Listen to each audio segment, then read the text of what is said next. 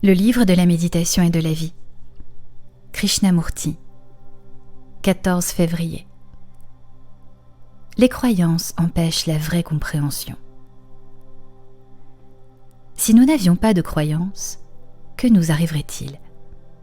Ne serions-nous pas très effrayés de ce qui pourrait se produire? Si nous n'avions pas une ligne de conduite fondée sur une croyance, Dieu, le communisme, le socialisme, l'impérialisme ou quelque autre formule religieuse, quelque dogme qui nous conditionne, nous nous sentirions complètement perdus, n'est-ce pas?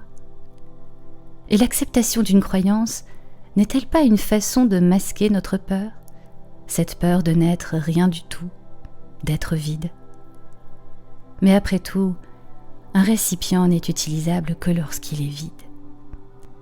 Et un esprit qui est empli de croyances, de dogmes, d'affirmations, de citations, est en vérité un esprit stérile, une machine à répétition.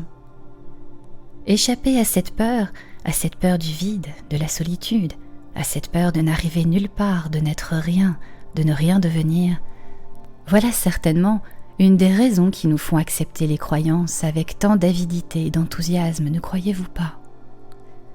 Et par l'acceptation de quelques croyances, pouvons-nous nous connaître? Au contraire, une croyance religieuse ou politique nous interdit de nous connaître, de toute évidence. Elle agit comme un écran à travers lequel nous regardons. Mais nous est-il possible de nous voir nous-mêmes si nous n'avons pas de croyances?